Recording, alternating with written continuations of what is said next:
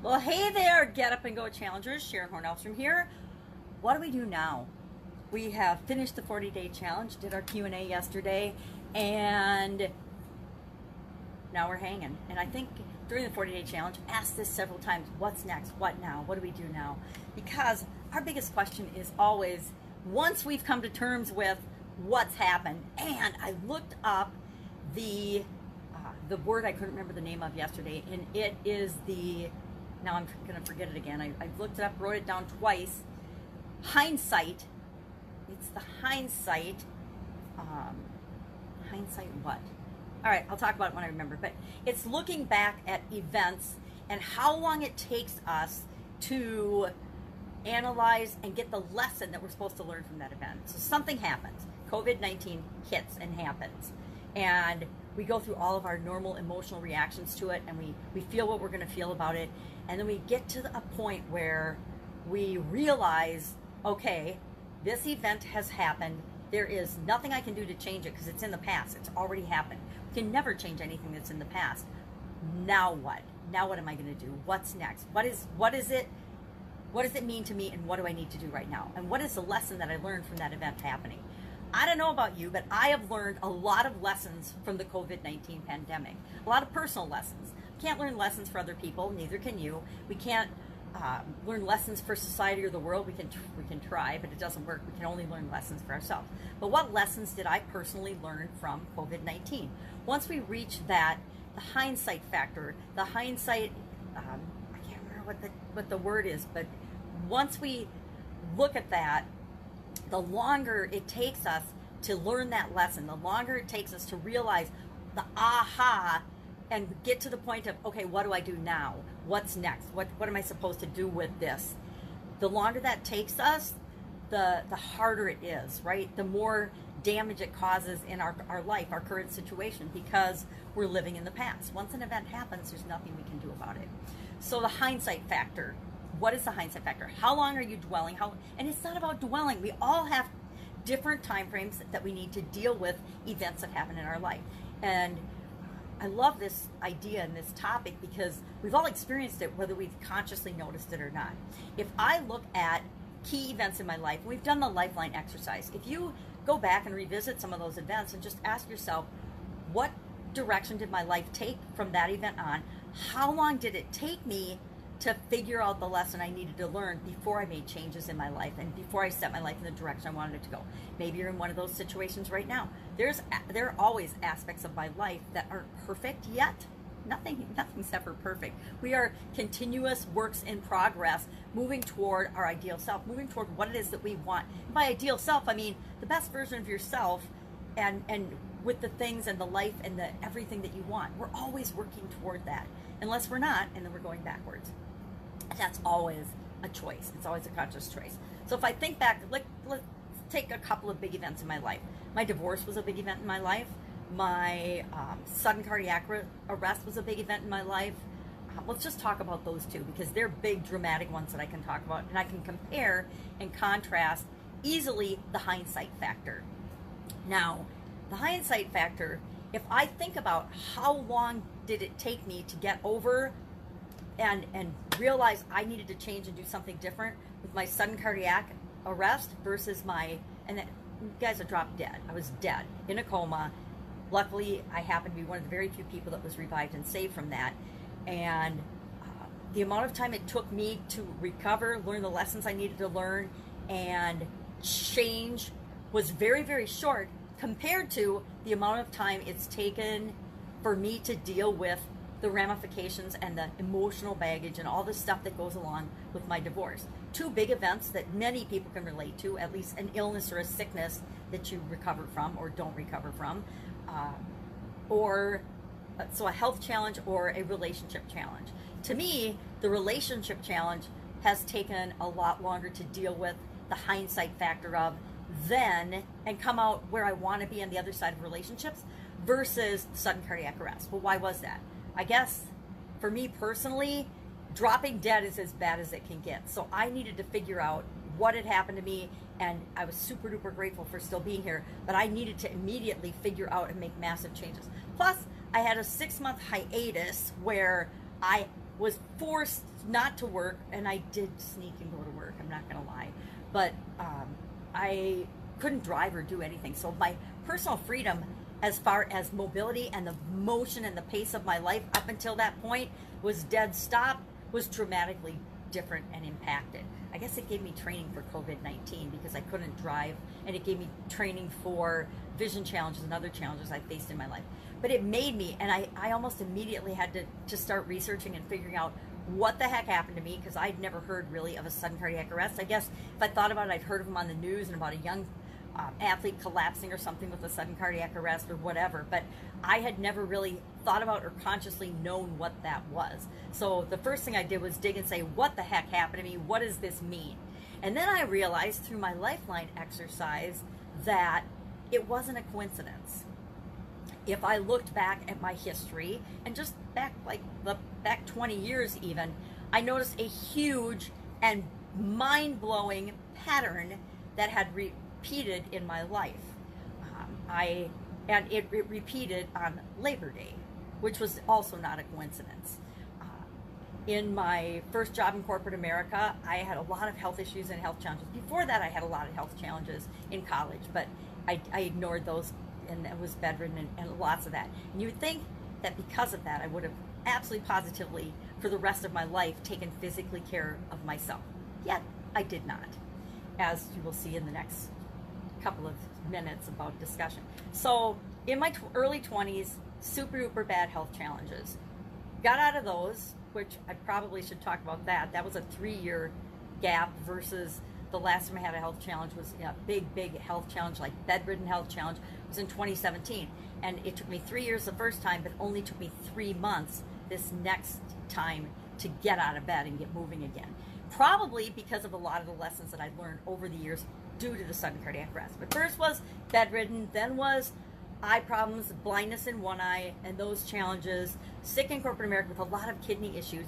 And on Labor Day, I went down, actually the weekend of Labor Day, that Friday at work, I went down, literally in my office, laying on the cold cement floor, with massive kidney infection. It turns out that my right kidney was totally infected, had probably been infected for about 3 weeks when I was back at Mayo, yet they didn't catch it, and it got worse and worse and worse. And the biggest kidney stone ever, I think it's in the medical journal somewhere. I never went and looked it up because I didn't want to know. I saw it.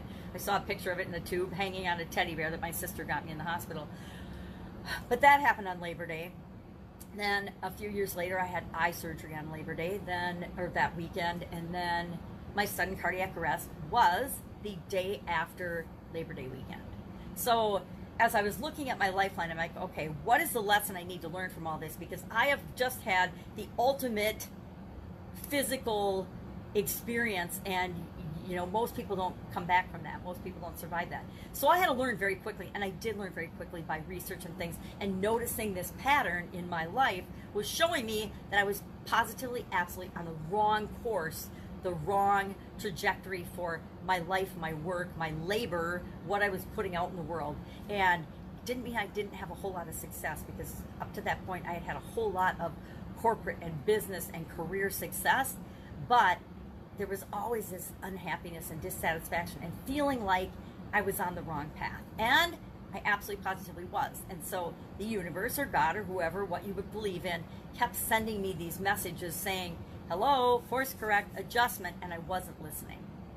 In college, I wasn't studying the right things, and I didn't change my trajectory. I just finished off in the path I was on, and I continued down that path, and I got stronger and stronger messages until the point of, hey, this is your final message. You're either going to change and you're going to hear what we're trying to tell you, the lesson learned, or you're not going to be here anymore. In 3 to 6 years, most people who have a heart event don't make it past the 3 or 6 year mark unless they make significant changes in their lifestyle and in their life. So guess what I did?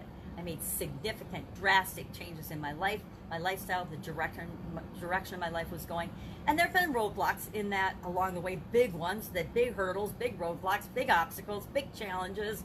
Yet, every time I hit a challenge, challenges used to shut me down and freeze me. And it used to take me a long time, not a super long time, but a long time to get from focusing on the problem and identifying the root cause of the problem to the solution phase. And now I almost immediately jump right to what the solutions are. My hindsight time frame has been getting smaller and smaller and smaller and smaller.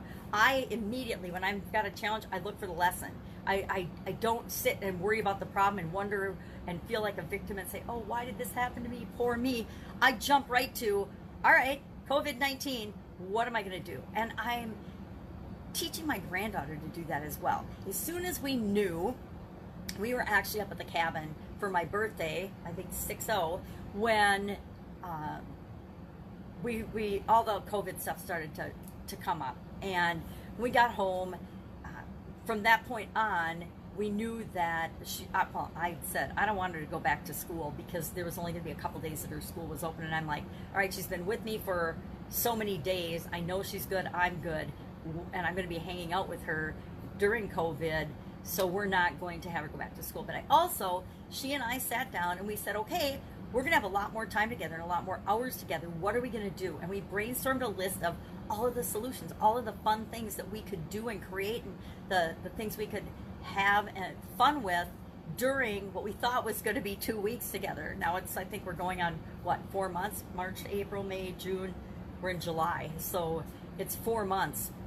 And we're still coming up with fun things and fun ideas. But I went directly to, okay, this situation, we're not going to talk about it. We're not going to feel bad about it. It just is what it is. Here's the positive. We get to spend a whole lot more time together. I will tell you, I absolutely adore spending time with my grandchild. And I will be the first to say and admit, she has helped make the whole COVID pandemic, actually kind of positive and pleasant for me because I have had the opportunity to spend so much time with her. There's nothing better than spending time with an energetic, intelligent, smart, creative little human being. It reminds us of all the things that we've stuffed down in ourselves for the last decades. So I've been having a blast with it. But that transition and guess what? If I think about it, it really took me, 30 years to deal with my health-related hindsight challenges. But once the last event, the sudden cardiac arrest happened, it was just a few months to figure that out and realize, oh my God, highlight lessons learned. Here's all the things that you've been pushing and forcing in your life that aren't a fit for you. You got to start changing those. And so I immediately started making changes in every area and aspect of my life. I didn't just make changes in my physical life. I made changes in my relationship, which needed to end decades sooner. I made changes in what I was doing, how I was spending my time, what I was thinking, what I was feeling, all of it, and it changed very, very quickly. With my divorce, I dragged my divorce out for ever because emotionally and mentally and with my core values, it hurt me as much, if not more, than the health challenges, the physical part, the physical pain. And I've been in chronic pain since I was a little kid. So what does that tell you about the impact of our emotions and our mental and our thinking on us as compared to physical challenges that we have? It actually, I think our mental and emotional things often cause physical challenges in our health and our body and our self-image and our self-esteem. What we think literally shows up in our bodies. So I don't even remember why I got on that tangent. Oh, because I remembered about hindsight factor. I don't think they call it the hindsight factor, but I'm going to call it the hindsight factor because it's that point at which and how long it takes you to come to the realization that this happened. Yeah, here's all the feelings I'm feeling because I feel terrible about this and I feel like a victim and I feel bad. But at some point you're like, all right, even if I am a victim of this and I have no control over it, I still have control over how I respond and what I do next. So what am I going to do next? So from the point of something happened to the, all right, what now question, that's the hindsight factor. So Get Up and Go challenge. I'm in the same position you are. I'm like, all right, what's next? We just finished the 40-day challenge. Before that, I did a 30-day challenge and then followed it right up with the 40-day challenge. I'm going to tell you right now, August 1st, which is a Saturday, which will scare a whole lot of people away, I'm going to start another 30-day challenge for the month of August.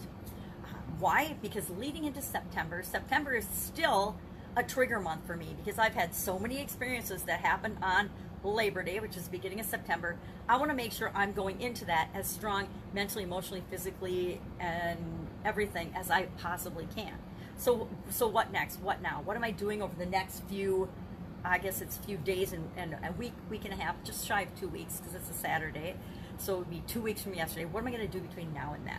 Well, I'm going to go back and I'm going to review, and I'm also going to go in and put in order on the Get Up and Go Challenge group, private group page, all of the lessons from the 40-day challenge. There's 48 of them, and I have not put them in the unit and in order. So I want to do that so that if you go into the group, it's really easy to go through. Unit 1's got the 30-day challenge in it, and I think there's 31 or so videos in that.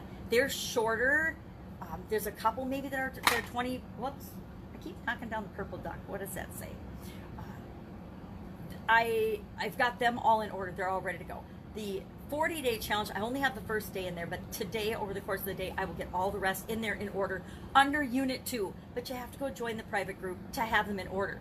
They're always going to be available on the Get Up and Go page, but they're not going to be in order. They're just going to be on there based on the discussion on the way, however Facebook orders the algorithm, and if that changes, it might change, but they went in the order that I did them, so they'd all be backwards. So if you want to get them in order and you've missed some lessons, or if you want to review some lessons or go over them again, you can pop into the Get Up and Go private group. It's a free group, but we can just have discussions in there that are a little more private. And what I like about private groups is you can't share any of the comments or any of the things with other people or outside of that group.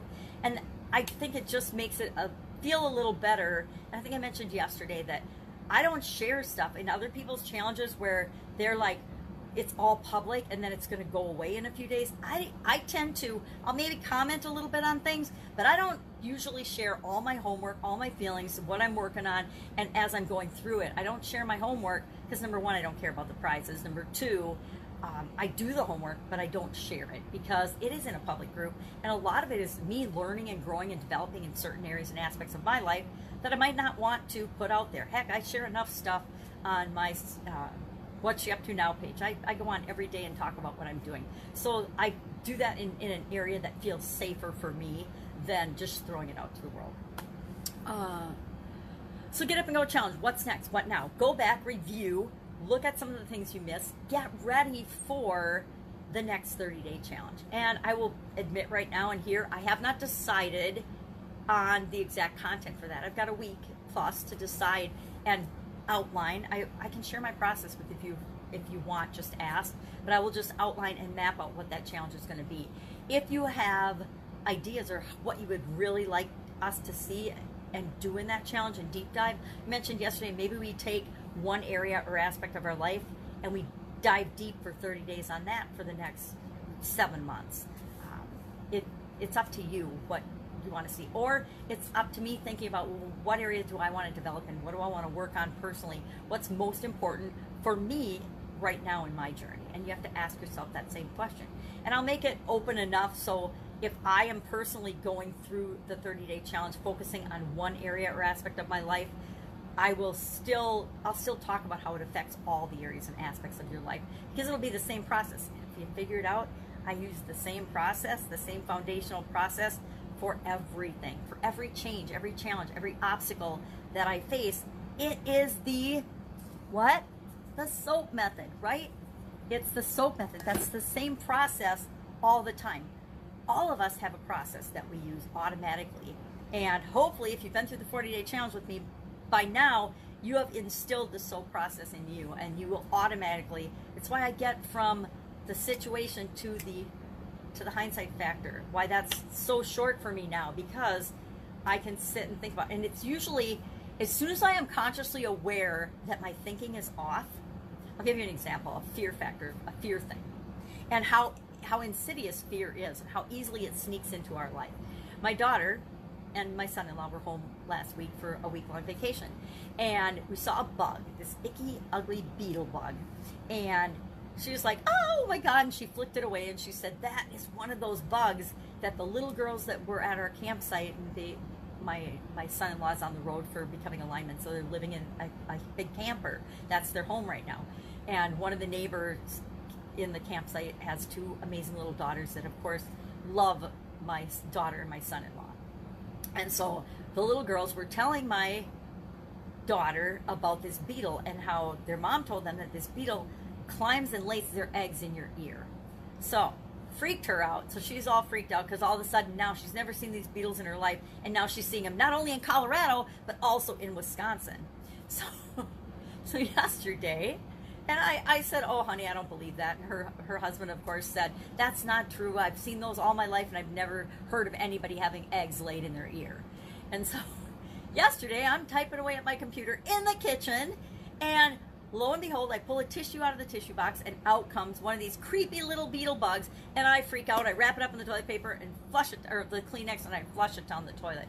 But I woke up thinking about that today, thinking how easily fear messages get installed in us, even me, who I think I'm not afraid of a whole lot of stuff, how easily a message like that I didn't even ask myself, is that true? Do these do this? And I'm not going to. I'm not even going to give it the time and energy to look it up online and ask myself, do these really lay their eggs in your ears? And do they really? Somebody told me that about spiders once, and I've been creeped out about spiders ever since. But, you know, sometimes you'll be sleeping and you get spider bites. So it's so easy for seeds to be planted, seeds of fear and doubt and worry in us subconsciously that we don't even think about it. I didn't even think about that until I saw that beetle yesterday in the house, and I was like, oh my God. And now I'm kind of curious, is that even true? But I'm not going to look it up because I'm not that afraid of it. I don't have to give it any energy. But we're so easily influenced by other human beings, especially those that we love and care about. So that's it. I would love to invite you to join me on August 1st, right here, same bad time, same bad channel, 11 a.m. Central, every day from August 1st to August 31st. And I may or may not be live. We'll see the last one. Excuse me. The 40-day challenge, I had intended to go live every day at 11 a.m. But with my granddaughter, it's virtually such a challenge that it's not worth the battle. Remember, we need to choose our battles. What are we going to fight for? What's important to us? What are we going to stand up for? And I like to say stand up for versus fight, because if you're fighting for something, guess what? You're fighting. You're pushing against it, and you're not going to get what you want. But if you're standing up for it and you're supporting it, you will get what you want. That's it. Go out and have an absolutely amazing day. If I can help you in any way, if you have any questions or comments or concerns, hit me up in the comments below. I will probably pop in here every day for the next week and a half until we hit the next challenge, just because it works for me. It keeps me in the habit of showing up consistently, and that's very important to me. It might be to you, it might not, but to me it's important to show up consistently. So we'll probably talk about a topic every day. If you're interested, pop in. Otherwise, put on your calendar August 1st, 11 a.m. Central. And again, the recordings will be in the group, so you can always pop in and join them. I will put them in order during the month of August under Unit 3 on the Get Up and Go Challenge group, private group page, so that they'll be in order every day. So you can go in there and you know you can find them and catch them every single day.